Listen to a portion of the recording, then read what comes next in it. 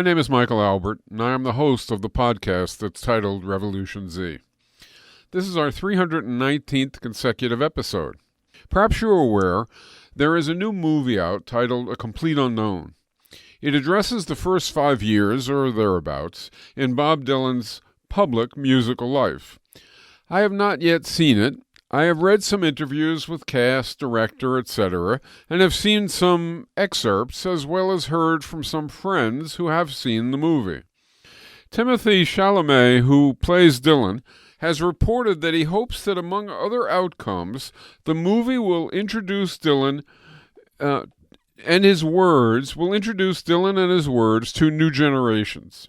Regrettably, I can't now say my guest for this episode is Bob Dylan to talk about his words. I can't even say my guest is Timothée Chalamet to talk about Dylan's words. But, well, I find it remarkable that high school kids, college kids, grown people in their 20s and 30s, even ones who listen to lots of music, often don't even know who Bob Dylan is. I've had 2 friends who have seen the movie tell me that the theater was full of people just like them, people just like me, in the specific attribute that we share of having a shitload of lived birthdays to our credit. We're old people, and those 2 friends reported that in the theater there were virtually no young people. Incredible. And yet I also know it isn't incredible. After all, when I was a young person, did I know performers, even incandescent performers, from a half-century earlier? Not a chance. I barely knew there had been life a half-century earlier. And with music, I think the situation is more true than in many other domains. Most of us get into listening to music when we are quite young, and as we get older, we tend to listen less. And often, what we listen to when we are older is in any case what we listened to when we were younger. So we don't know much music before when we got started, often not even 10 years before, much less from 50 or 60 years before we got started. And often, we don't know much more music after our early days either, as well, perhaps 20 years, and then silence is not very golden. So it goes. It is not ideal, but I suspect, as a broad, though of course not universal phenomenon, this picture is probably pretty accurate. Thus, few young people seeing A Complete Unknown is not surprising. Why should a teen now, a 20-something adult now, a 30-something adult now, hell, anyone less than 64 now, take any time now to even know of Bob Dylan? Much less to seriously deep dive into his music. Some old folks might say, well, because Dylan changed music into something it wasn't. I think it is absolutely true that he did just that, regarding duration, focus, lyrics, and more. But, even so, some young folks might reply, okay, great, I'll take your word for it. I'm happy to hear that he did that. But why do I need to explore it? Why do I need to deep dive into it? That is your pool, not mine. Well, I reply, the truth is, you don't. I don't think that Dylan, having been historically pivotal to how music has developed, is sufficient reason for you to feel a great need to go back and listen. Not for him, or for Elvis Presley, Chuck Berry, Little Richard, Patti Smith, Joni Mitchell, and so on. You may have historical interest in those who went before and transformed the discipline, and so you may choose to listen deeply way back, and that is fine, of course. But I don't think it's essential that people go back because of prior historical impact. The same is true, and may make the point even more clearly in many other disciplines. In physics, for example, you don't have to go back to read Einstein or Dirac, much less Newton, and many others who changed the whole field. Yes, they did that, but that means that if you get up to date now, perhaps physics being your thing, then by being up to date now, you are imbibing their effects on physics along with more effects of others since. Or say you love basketball.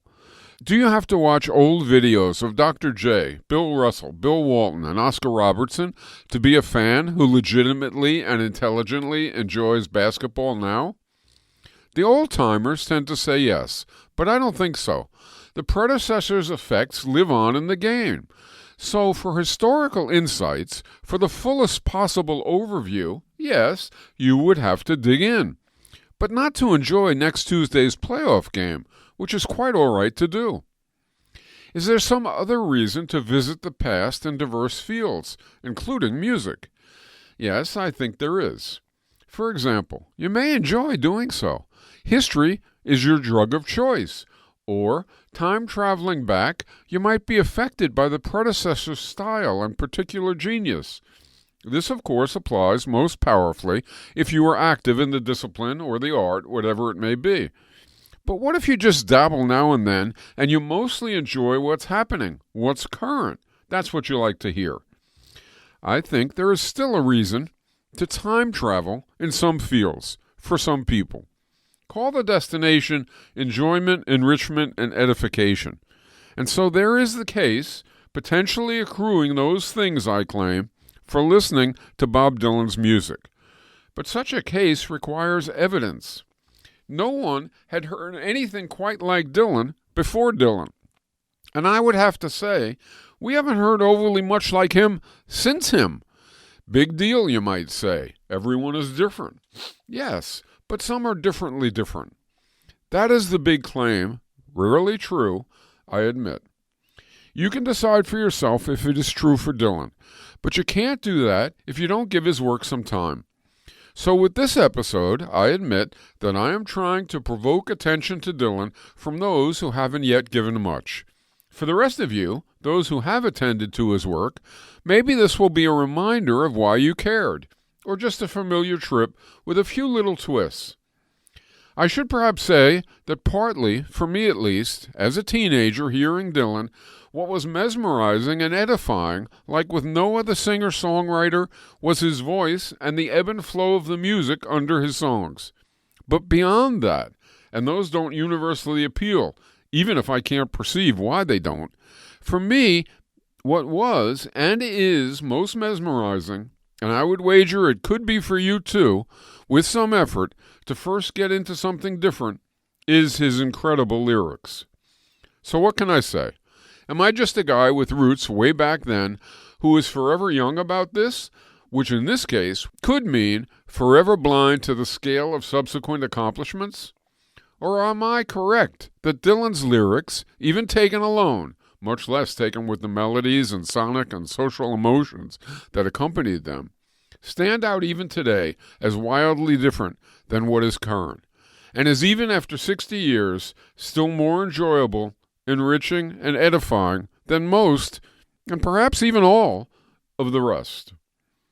The movie A Complete Unknown addresses just 5 years of Dylan's emerging public life.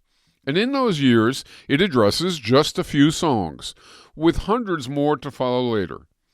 What more could the film do about him or his lyrics without becoming endless? The movie addresses some of his life too, but I will set that aside. And the movie doesn't have Dylan's voice, though Chalamet, I am told, does a profoundly good job. Not Dylan, but very good. So I thought, for this episode, to take sort of a break from thinking about the deadly orange plague and how to erase it, that I would try and help along Chalamet's wish for the movie, that it bring new ears to Dylan's music. And to do that, I would try to entertain, enrich, and edify by offering some Dylan lyrics, even without his voice and his music. Mostly, I will let the movie largely choose which songs to present, but not entirely. And yes, I think this episode might get long. Finally, I hesitate to interject comments with the lyrics, but as I read the lyrics, I suspect I may at times be unable to stop myself. If my comments help a little, great. If not, ignore my part, but take some time for Dylan's part. When Leonard Cohen, another incredible poet from the old days, who is, I dare say, also worth some of your time, was asked about Dylan winning the Nobel Prize for Literature, he said, quote, "To me, the award is like pinning a medal on Mount Everest for being the highest mountain," end quote. I will keep my comments on the mountain to an absolute minimum, not just relevant to its scales. I would wager that you all expect me now to offer up some of Dylan's more political early songs, But first, how about a quick foray into some of his version of what is so ubiquitous nowadays? 4 of his relationship songs, even break-up look-back songs, but with an edge. It turns out Dylan is not only an observant troubadour, he's also a human. First consider Girl from the North Country. It goes like this. Well, if you're traveling in the North Country fair, where the winds hit heavy on the borderline, remember me to one who lives there. She once was a true love of mine. Well, if you go when the snowflakes storm, when the rivers freeze and summer ends, please see if she's wearing a coat so warm to keep her from the howling winds. Please see for me if her hair hangs long, if it rolls and flows all down her breast. Please see for me if her hair hangs long. That's the way I remember her best. I'm a-wondering if she remembers me at all. Many times I've often prayed in the darkness of my night, in the brightness of my day. So if you're traveling in the North Country Fair, where the winds hit heavy on the borderline, remember me to one who lives there. She once was a true love of mine. Not complex lyrics, not mind-bending metaphors and images. No need to interject, but still, he can write already. Or consider the song All I Really Want to Do, a song that's about him and a her. And imagine that you heard it as a teenager, before feminism got your attention. In fact, before anything much got your attention. I ain't looking to compete with you, beat or cheat or mistreat you, simplify you, classify you, deny, defy, or crucify you. All I really want to do is, baby, be friends with you. No, and I ain't looking to fight with you, frighten you or tighten you, drag you down or drain you down, chain you down or bring you down. All I really want to do is, baby, be friends with you. I ain't looking to block you up, shock or knock or lock you up, analyze you, categorize you, finalize you, or advertise you. All I really want to do is, baby, be friends with you. I don't want to straight-face you, race or chase you, track or trace you, or disgrace you, or displace you, or define you or confine you. All I really want to do is, baby, be friends with you. I don't want to meet your kin, make you spin or do you in, or select you or dissect you, or inspect you or reject you. All I really want to do is, baby, be friends with you. I don't want to fake you out, take or shake or forsake you out. I ain't looking for you to feel like me, see like me, or be like me. All I really want to do is, baby, be friends with you. Again, there is nothing too hard to fathom in that song, and yet the sentiments, so succinct, are also so relevant. For some, maybe even so emulatable. I want to do 2 more relationship songs, if you will, since even some old folks like me may not know this next one, and then I have to do one that everyone knows. First, here is a song you most likely have never heard. It's titled, Can You Please Crawl Out Your Window? It was not in the movie, but it was from the same period. It was the same time as the song Positively 4th Street, another song that displays wit on top of acid, which I will add later if we have time. If you perhaps think I was over the top putting the word feminism in the same sentence as his song All I Really Want to Do, listen to this song from just before feminism freed countless minds. Indeed, before my generation had by and large heard a word about it. This was sung to a particular woman, but perhaps also to many women, and I would say to all men. So Can You Please Crawl Out Your Window goes like this. He sits in your room, his tomb, with a fistful of tacks, preoccupied with his vengeance, cursing the dead that can't answer him back. You know that he has no intentions of looking your way unless it's to say that he needs you to test his inventions. I will interject. I heard that, and well, I wondered, is that fair? Are we men that gross? Then came the chorus. Hey, crawl out your window. Come on, don't say it will ruin you. Come on, don't say he will haunt you. You can go back to him any time you want to. I interject. Think abused woman.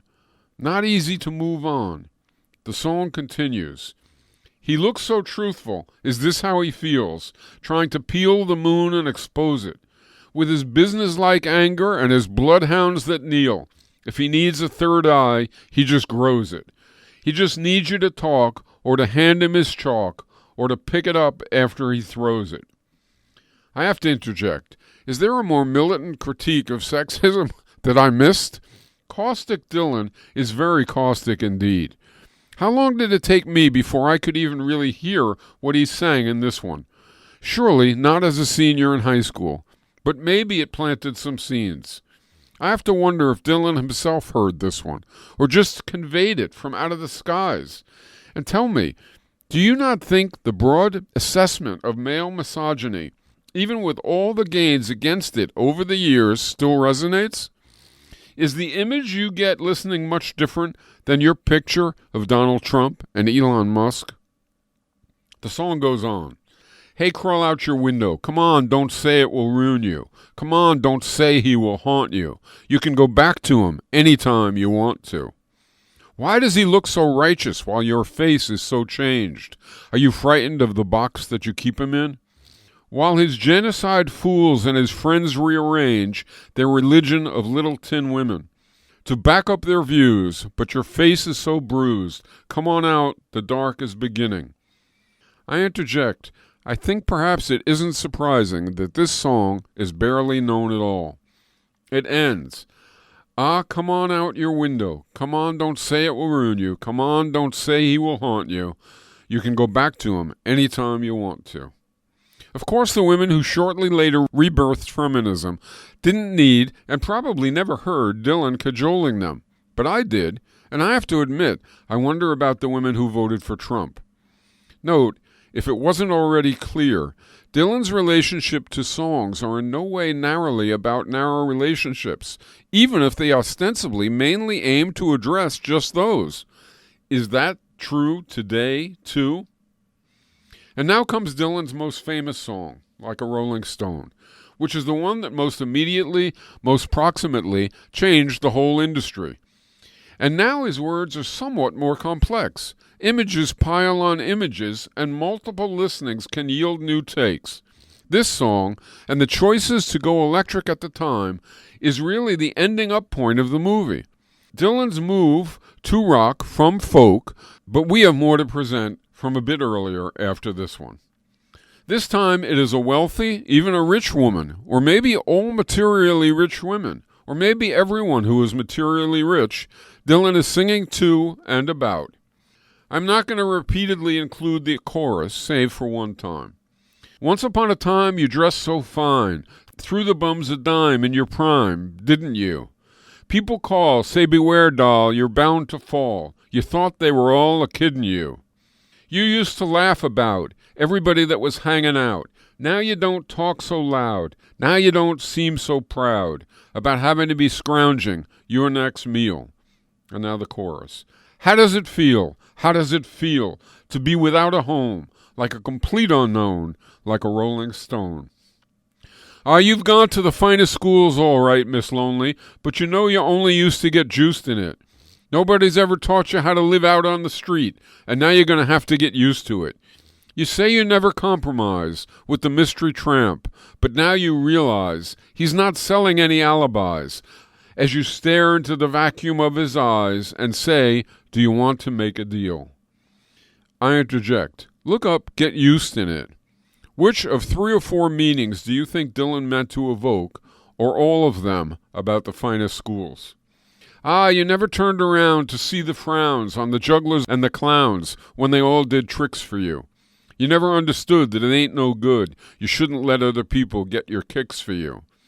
You used to ride on a chrome horse with your diplomat, who carried on his shoulder a Siamese cat.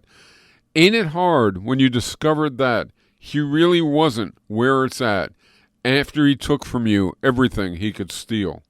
I can't not interject. Men again. Rich ones, not where it's at. Princess on a steeple and all the pretty people. They're all drinking, thinking that they've got it made, exchanging all precious gifts. But you better take your diamond ring. You better pawn it, babe. You used to be so amused at Napoleon in rags on the language that he used.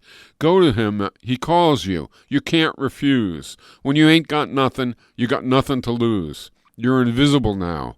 You've got no secrets to conceal. Okay, that one in hand. Time to go back a few years to directly consider society. What he called his finger-pointing songs. And I have to wonder, would a young person listening to the following offerings now, with Trump in the societal saddle, and us needing to do something about that, not hear these songs, not exactly, but at least somewhat like I and others heard them 60 years ago? First, Blowing in the Wind. How many roads must a man walk down before you call him a man? Yes, and how many seas must a white dove sail before she sleeps in the sand? Yes, and how many times must the cannonballs fly before they are forever banned? The answer, my friend, is blowing in the wind. The answer is blowing in the wind. How many years can a mountain exist before it's washed to the sea? Yes, and how many years can some people exist before they're allowed to be free? Yes, and how many times can a man turn his head, pretending he just doesn't see? The answer, my friend, is blowing in the wind. The answer is blowing in the wind. How many times must a man look up before he can see the sky? Yes, and how many ears must one man have before he can hear people cry? Yes, and how many deaths will it take till he knows that too many people have died? The answer, my friend, is blowing in the wind. The answer is blowing in the wind. No need to comment, no confusion. Next we have With God on Our Side, a song sung, certainly, to my generation. Oh, my name, it ain't nothing, my age, it means less. The country I come from is called the Midwest.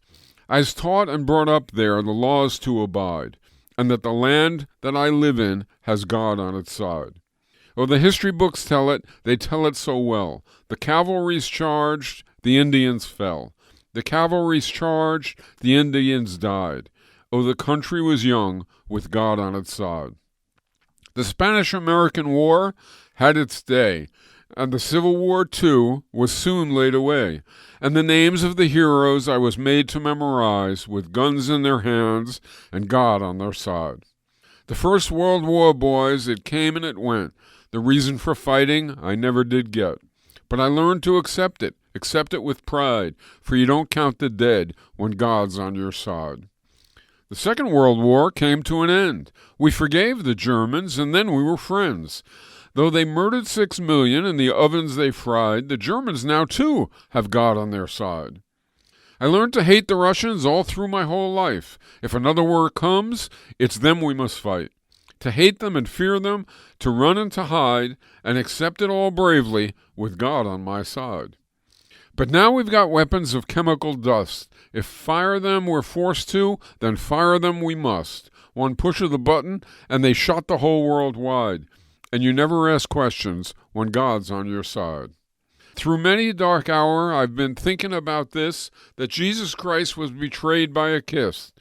But I can't think for you. You'll have to decide whether Judas Iscariot had God on his side. So now as I'm leaving, I'm weary as hell. The confusion I'm feeling ain't no tongue can tell. The words fill my head and they fall to the floor, that if God's on our side, he'll stop the next war. This is early 60s. The civil rights movement is quite real, but the anti-war movement is just getting going. Dylan is finger-pointing. So what should we feel heading off to school or off to war? Do you know the Langston Hughes poem, Dream Deferred? What happens to a dream deferred? Does it dry up like a raisin in the sun, or fester like a sore, and then run? Does it stink like rotten meat, or crust and sugar over, like a syrupy sweet? Maybe it just sags, like a heavy load, or does it explode? The next song for our survey, still very straightforward, is Masters of War. It reveals quite graphically and unsubtly what Dylan felt then. Come, you masters of war, you that build the big guns, you that build the death planes, you that build all the bombs, you that hide behind walls, you that hide behind desks. I just want you to know I can see through your masks. You that never done nothing but build to destroy. You play with my world like it's your little toy. You put a gun in my hand and you hide from my eyes, and you turn and run farther when the fast bullets fly. Like Judas of old, you lie and deceive. A world war can be won, you want me to believe. But I see through your eyes, and I see through your brain, like I see through the water that runs down my drain. You fasten all the triggers for the others to fire, then you sit back and watch when the death count gets higher. You hide in your mansion while the young people's blood flows out of their bodies and is buried in the mud. You've thrown the worst fear that can ever be hurled, fear to bring children into the world. For threatening my baby, unborn and unnamed, you ain't worth the blood that runs in your veins. How much do I know to talk out of turn? You might say that I'm young. You might say I'm unlearned. But there's one thing I know, though I'm younger than you, that even Jesus would never forgive what you do. Let me ask you one question. Is your money that good? Will it buy you forgiveness? Do you think that it could? I think you will find when your death takes its toll, all the money you made will never buy back your soul. And I hope that you die, and your death will come soon. I'll follow your casket by the pale afternoon, and I'll watch while you're lowered down to your deathbed, and I'll stand over your grave till I'm sure that you're dead. Imagine that you listened to that repeatedly and then went off to college or to work or wherever. What might happen next for you as the bombs blasted Indochina, or, today, Gaza? Sag or explode?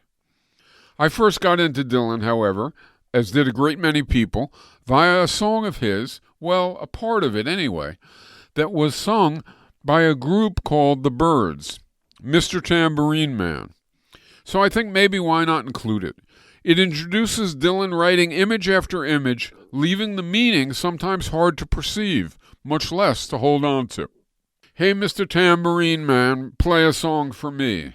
I'm not sleepy, and there is no place I'm going to.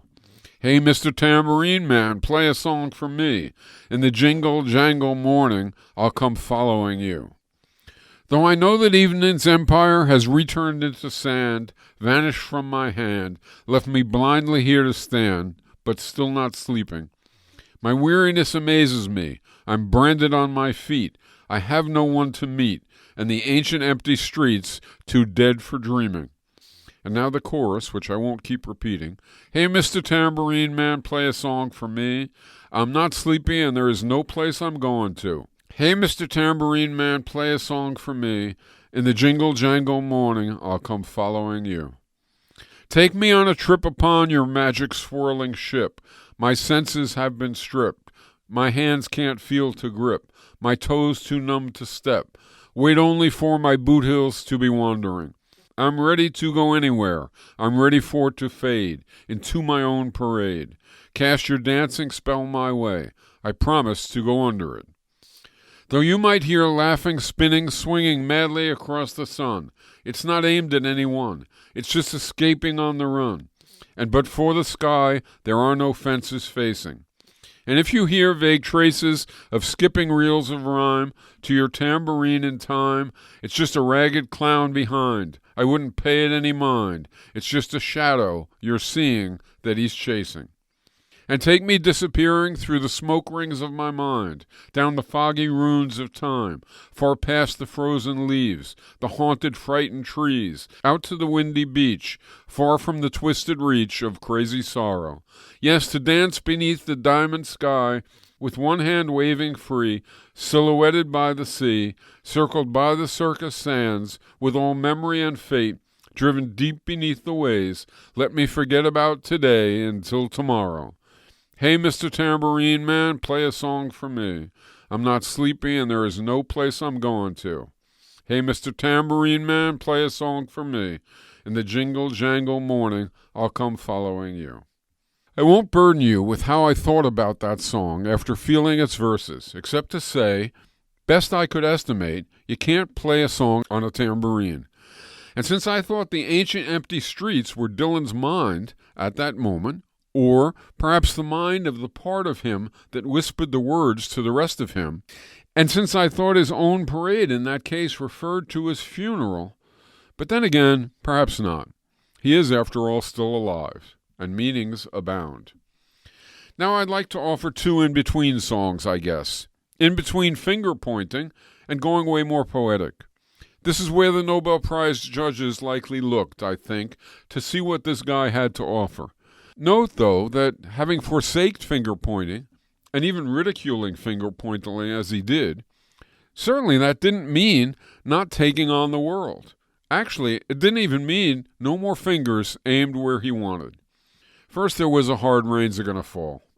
I think he had partly in mind a nuclear rain. But then, as a metaphor, it works if you take it that way now, but also for global storms, high water rising, and fascism prowling.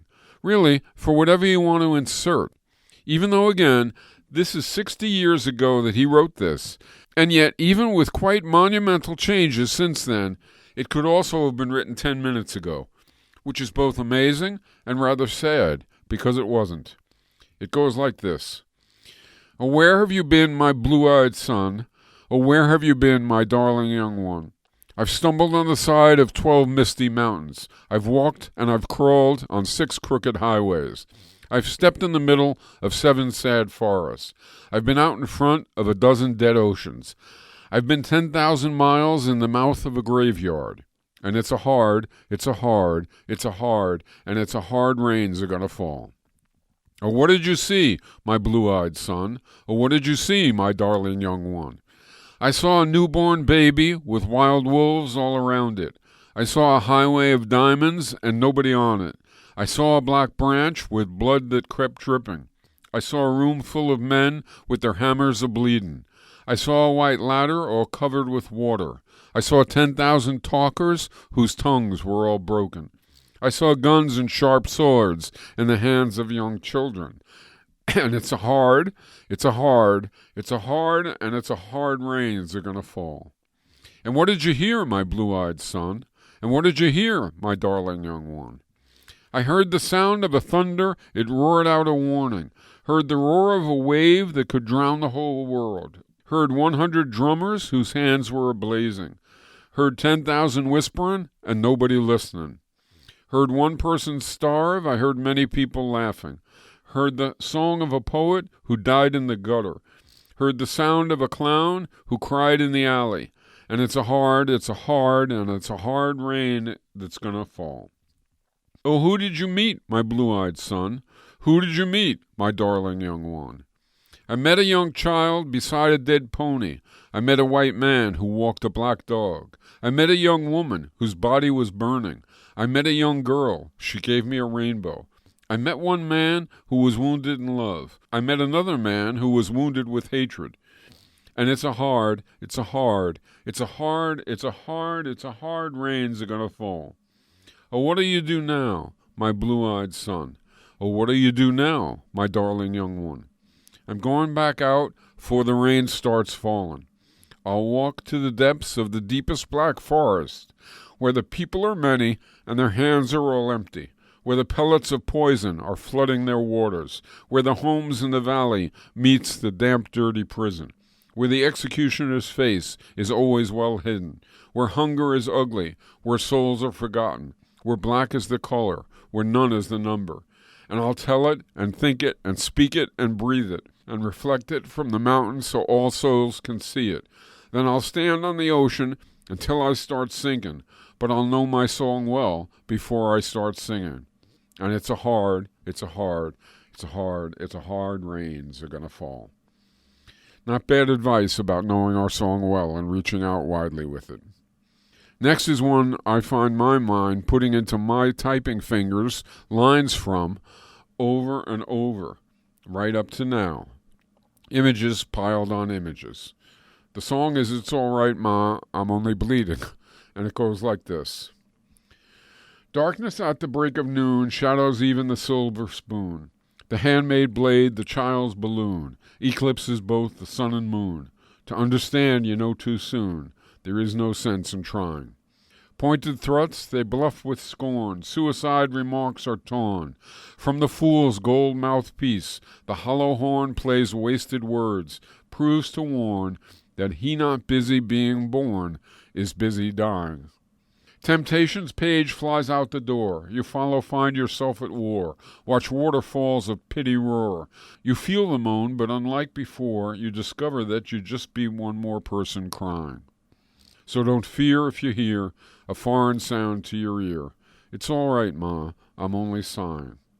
As some won victory, some downfall, private reasons, great or small, can be seen in the eyes of those that call to make all that should be killed to crawl, while others say don't hate nothing at all except hatred. Disillusioned words like bullets bark as human gods aim for their mark, make everything from toy guns that spark to flesh-colored Christs that glow in the dark. It's easy to see, without looking too far, that not much is really sacred.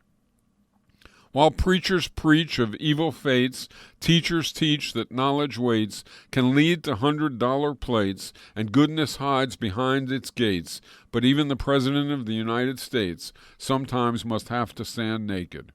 And though the rules of the road have been lodged, it's only people's games that you got to dodge, and it's all right, Ma, I can make it. Advertising signs that con you into thinking you're the one that can do what's never been done, that can win what's never been won. Meantime, life outside goes on all around you. You lose yourself, you reappear. You suddenly find you got nothing to fear. Alone you stand with nobody near, when a trembling, distant voice unclear startles your sleeping ears to hear that somebody thinks they really found you. A question in your nerves is lit, yet you know there is no answer fit to satisfy and assure you not to quit, to keep it in your mind and not forget that it is not he or she or them or it that you belong to. But though the masters make the rules for the wise men and the fools, I got nothing, Ma, to live up to. For them that must obey authority, that they do not respect in any degree, who despise their jobs, their destiny, speak jealously of them that are free, do what they do just to be nothing more than something they invest in. While some on principles baptized to strict party platform ties, social clubs in drag disguise, outsiders they can freely criticize, till nothing except who to idolize and say, God bless him. While one who sings with his tongue on fire, gargles in the rat race choir, bent out of shape from society's pliers, cares not to come up any higher, but rather get you down in the hole that he's in. But I mean no harm, nor put fault on anyone that lives in a vault. But it's all right, Ma, if I can't please him. Lady judges watch people in pairs, limited in sex they dare, to push fake morals, insult and stare. While money doesn't talk, it swears. Obscenity, who really cares? Propaganda, all is phony. While them that defend what they cannot see, with a killer's pride, security, it blows their minds most bitterly, for them that think death's honesty won't fall upon them naturally. Life sometimes must get lonely. My eyes collide head-on with stuffed graveyards. False goals I scoff at pettiness which plays so rough. Walk upside down inside handcuffs, kick my legs to crash it off. Say, okay, I have had enough. What else can you show me? And if my thought dreams could be seen, they'd probably put my head in a guillotine. But it's all right, Ma. It's life, and life only. It turns out, in the 50 or 60 years since all that, Dylan has written hundreds more songs for dozens of albums, and who knows how many consigned to a wastebasket. Just to make evident that if you who are hearing this do get interested, there is more to explore. Remember what I said at the outset about how we get hooked on sounds when young, and we don't really keep up. It applies to me too. I think one of the last songs I did notice was in the 90s, and it is next. After that, one from still more recently. 2001, I think, that I never heard until preparing for this, that I never knew existed. And yet he got an Oscar for it as Best Song. First, Dignity. Fat man looking in a blade of steel, Thin man looking at his last meal. Hollow man looking in a cotton field for dignity. Wise man looking in a blade of grass. Young man looking in the shadows that pass. Poor man looking through painted glass for dignity. Somebody got murdered on New Year's Eve. Somebody said dignity was the first to leave. I went into the city, went into the town, went into the land of the midnight sun. Searching high, searching low, searching everywhere I know, asking the cops wherever I go, have you seen dignity? Blind man breaking out of a trance, puts both his hands in the pockets of chance, hoping to find one circumstance of dignity. I went to the wedding of Mary Lou. She said, I don't want nobody see me talking to you. Said she could get killed if she told me what she knew about dignity. I went down where the vultures feed. I would have gone deeper, but there wasn't any need. Heard the tongues of angels and the tongues of men.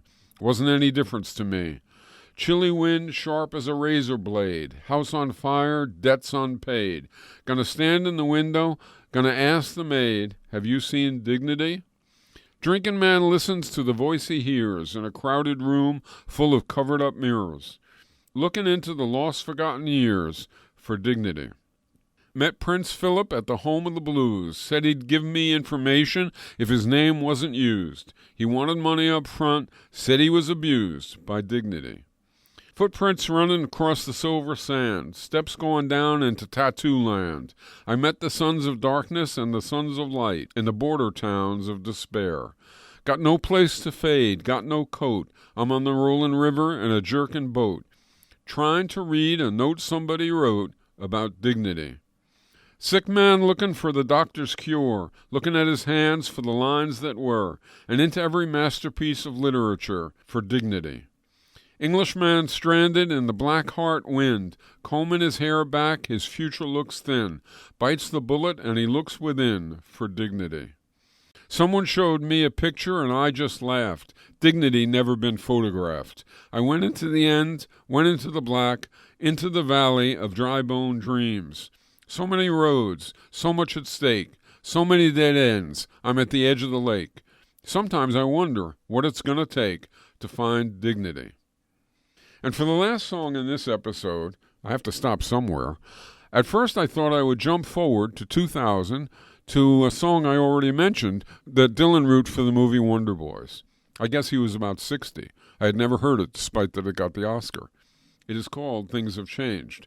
But then I decided, since Dylan changed personas over and over, leaving one version of himself and stepping to another, almost as his most constant attribute, always changing, perhaps I ought to convey the song Positively 4th Street, which displayed his fierce words again, but this time directed at those who wanted him to never change. It is called Positively 4th Street, which refers to a street in Greenwich Village, where he first joined folk singers and then, at least in their feelings about it, left them, though I would say he didn't really leave them. You've got a lot of nerve to say you are my friend. When I was down, you just stood there grinning. You've got a lot of nerve to say you got a helping hand to lend. You just want to be on the side that's winning. You say I let you down, you know it's not like that. If you're so hurt, why then don't you show it? You say you've lost your faith, but that's not where it's at. You have no faith to lose, and you know it. I know the reason that you talk behind my back. I used to be among the crowd you're in with. Do you take me for such a fool to think I'd make contact with the one who tries to hide what he don't know to begin with? You see me on the street, you always act surprised. You say, how are you? Good luck. But you don't mean it. When you know as well as me you'd rather see me paralyzed, why don't you just come out once and scream it? No, I do not feel that good when I see the heartbreaks you embrace. If I was a master thief, perhaps I'd rob them. And though I know you're dissatisfied with your position and your place, don't you understand? It's not my problem. I wish that for just one time you could stand inside my shoes, and just for that one moment I could be you. Yes, I wish that for just one time you could stand inside my shoes. You'd know what a drag it is to see you. That was Dylan saying goodbye to the folk music community. Next, in a song titled Farewell Angelina, he is saying goodbye to Joan Baez, I think, and as well to the then radical activist left community. Notice there is nothing about Baez that repels him. Rather, it is something about the times, about our community, that repelled him. I think we should have listened to Dylan, not only when he said what we liked, but also when he said what he tried to convey here, what he could no longer immerse himself in, what he had to escape. Farewell, Angelina. The bells of the crown are being stolen by bandits. I must follow the sound. The triangle tingles and the trumpets play slow. Farewell, Angelina. The sky is on fire, and I must go. There's no need for anger. There's no need for blame. There's nothing to prove. Everything's still the same. Just a table standing empty by the edge of the sea. Farewell, Angelina. The sky is trembling, and I must leave. The jacks and the queens have forsaked the courtyard. 52 gypsies now file past the guards. In the space where the deuce and the ace once ran wild, farewell, Angelina. The sky is folding. I'll see you in a while. See the cross-eyed pirates sitting perched in the sun, shooting tin cans with a sawed-off shotgun. And the neighbors they clap, and they cheer with each blast. Farewell, Angelina. The sky's changing color, and I must leave fast. King Kong little elves on the rooftops they dance, Valentino-type tangos, while the makeup man's hands shut the eyes of the dead not to embarrass anyone. Farewell, Angelina. The sky is embarrassed, and I must be gone. The machine guns are roaring, the puppets heave rocks, the fiends nail time bombs to the hands of the clocks. Call me any name you like, I will never deny it. Farewell, Angelina. The sky is erupting. I must go where it's quiet. And so not only Baez, but also the movement lost Dylan, at least as someone intimately immersed. It was not her fault at all, but instead the movement's fault, as we shot tin cans and heaved rocks. And I say again, I think we should have heard Dylan, not only when he sang what we were learning and trying to teach, but also when he sang about our not always wonderful effects on others. And next, here is one song not from Dylan, but from Baez to him, well after their split. Dylan wasn't the only one who could write. Well, I'll be damned, here comes your ghost again, but that's not unusual. It's just that the moon is full, and you happen to call. And here I sit, hand on the telephone, hearing a voice I'd known a couple of light years ago, heading straight for a fall. As I remember, your eyes were bluer than robin's eggs. My poetry was lousy, you said. Where are you calling from? A booth in the Midwest. 10 years ago, I brought you some cufflinks. You brought me something. We both know what memories can bring. They bring diamonds and rust. Well, you burst on the scene, already a legend, the unwashed phenomenon, the original vagabond. You strayed into my arms, and there you stayed, temporarily lost at sea. The Madonna was yours for free. Yes, the girl on the half-shell could keep you unharmed. Now I see you standing with brown leaves falling all around and snow in your hair. Now you're smiling out the window of that crummy hotel over Washington Square. Our breath comes out white clouds, mingles, and hangs in the air. Speaking strictly for me, we both could have died then and there. Now you're telling me you're not nostalgic? Then give me another word for it. You who are so good with words and at keeping things vague, 'cause I need some of that vagueness now. It's all come back too clearly. Yes, I loved you dearly. And if you're offering me diamonds and rust, I've already paid. Okay, I know I said that would be it, but I guess I lied. Dylan's life-switching and tune tracking may be catching. At any rate, I don't see how I can end this without this next song, the final one, I promise. It is called Chimes of Freedom. It's on the album titled Another Side of Bob Dylan from 1964. Dylan was born in 1941, 6 years before me, so he was at most 23 when he wrote this. Like I said in the beginning, he was differently different. The song goes like this. Far between sundown's finish and midnight's broken toll, we ducked inside the doorway, thunder crashing. As majestic bells of bolts struck shadows in the sounds, seeming to be the chimes of freedom flashing. flashing for the warriors whose strength is not to fight, flashing for the refugees on the unarmed road of flight, and for each and every underdog soldier in the night, and we gazed upon the chimes of freedom flashing. In the city's melted furnace, unexpectedly we watched, with faces hidden while the walls were tightening, as the echo of the wedding bells before the blowing rain dissolved into the bells of the lightning. Tolling for the rebel, tolling for the rake, tolling for the luckless, the abandoned and forsaked, tolling for the outcast burning constantly at stake, and we gazed upon the chimes of freedom flashing. Through the mad mystic hammering of the wild ripping hail, the sky cracked its poems in naked wonder, that the clinging of the church bells blew far into the breeze, leaving only bells of lightning and its thunder. Striking for the gentle, striking for the kind, striking for the guardians and protectors of the mind, and the unpawned painter beyond his rightful time, and we gazed upon the chimes of freedom flashing. Through the wild cathedral evening, the rain unraveled tales for the disrobed faceless forms of no position, tolling for the tongues with no place to bring their thoughts, all down and taken for granted situations, tolling for the deaf and blind, tolling for the mute, tolling for the mistreated mateless mother, the mistitled prostitute, for the misdemeanor outlaw chased and cheated by pursuit, and we gazed upon the chimes of freedom flashing.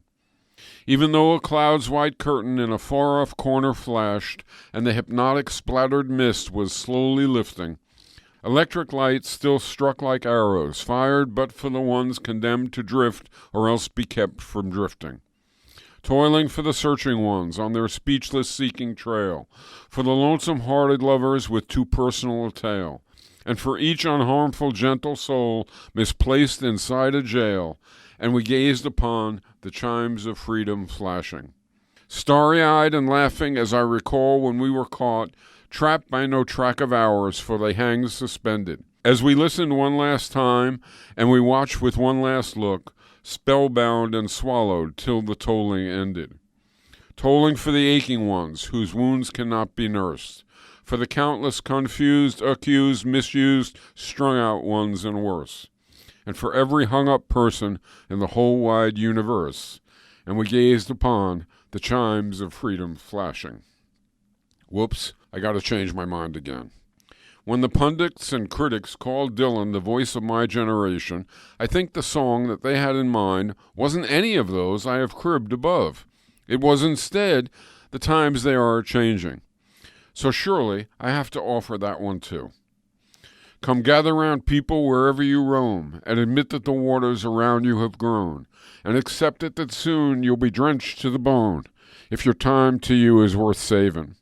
And you better start swimming, or you'll sink like a stone, for the times they are a-changin'. Come writers and critics who prophesize with your pen, and keep your eyes wide, the chance won't come again. And don't speak too soon, for the wheel's still in spin, and there's no tellin' who that it's namin'. For the loser now will be later to win, for the times they are a-changin'. Come senators, congressmen, please heed the call. Don't stand in the doorway, don't block up the hall. For he that gets hurt will be he who is stalled. The battle outside ragin' will soon shake your windows and rattle your walls, for the times they are a-changin'. Come mothers and fathers throughout the land, and don't criticize what you can't understand. Your sons and your daughters are beyond your command. Your old road is rapidly aging. Please get out of the new one if you can't lend your hand, for the times they are a-changin'. The line it is drawn, the curse it is cast, the slow one now will later be fast. As the present now will later be past, the order is rapidly fadin', and the first one now will later be last, for the times they are a-changing. We still have to make that observation real, don't we? So that's it. I hope the words will cause you to try some albums. The music and his voice really do add to the brew.